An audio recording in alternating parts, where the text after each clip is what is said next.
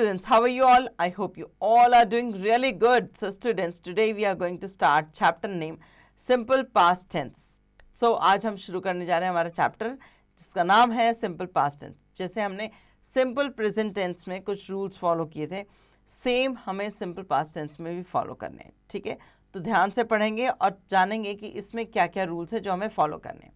Look at the following sentence. बानी liked Himalayan strawberries. सुबानी को क्या पसंद है?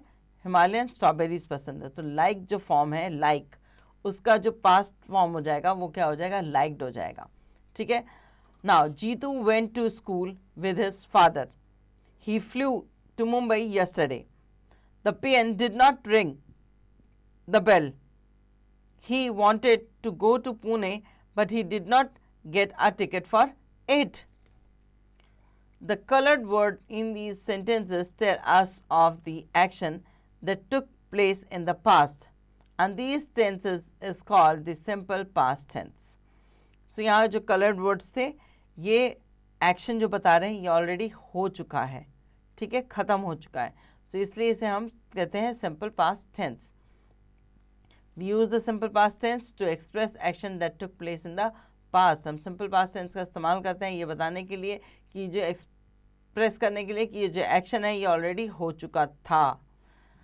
The simple past tense always takes the part form of the verb. So जो simple past tense है वो हमेशा जो past form of verb है उसी को लेता है. ठीक है. For example, the words liked, went, flew and wanted in the above sentences are the past form of the verbs. To form negative sentence, we use did not, root form of the verb, as in the last two sentences given below. In interrogative sentence, we put did before the subject and the use of root form of verb, the verb. Okay, why example, why did he go to Pune? So आपने यहाँ पर ध्यान दिया, यहाँ पर singular और plural वाला जो पैटर्न था जो हमने प्रेजेंट में सीखा था वो यहाँ पर नहीं है. यहाँ पर आप हर सेंटेंस के लिए एक जैसा रूल फॉलो करेंगे.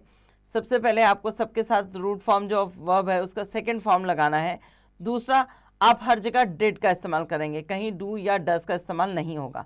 डिड का इस्तेमाल होगा चाहे आपको उसे इंटेरोगेटिव में कन्वर्ट करना हो या नेगेटिव में कन्वर्ट करना हो. ओके ना, आगे देखते हैं assessment zone. A, fill in the blanks with the past tense of the verb given in the bracket. Number 1, Kapil sold his old house and bought a new flat. So यहाँ हमने past tense में convert करने के लिए sell का sold जो है second form of verb उसका इस्तेमाल किया. buy का bought हो जाता है second form of verb. ठीक है, इसी तरह से आप बाकी करेंगे. नेक्स्ट आते हैं नंबर बी पे. The following passage describe an incident of Guru Nanak's life. Complete the passage by filling in the blank with suitable past tense of the form of verb. ठीक है, सो यहाँ गुरु नानक जी की लाइफ के ऊपर एक इंसिडेंट यहाँ पर बताया गया है. आपको उसे फिल करना है, वो भी किससे? पास्ट फॉर्म से. So once Guru नानक's father gave him some money. He asked him to go to the market and buy some food. Nanak went to the market.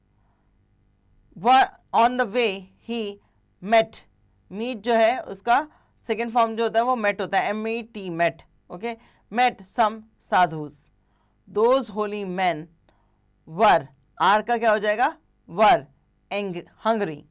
Nanak spent, SPENT, spent all his money to buy food for them. ठीक है, मैंने आपको काफ़ी portion बता दिया है, अब कुछ बच गए हैं उन्हें आप खुद रीड करके फिल करेंगे. Next C, change the following affirmative into the negative. यहाँ आपको डिड का इस्तेमाल करना है. I did not clean the table. I did not clean the table. Samar did not got angry with his friend. इस तरह से.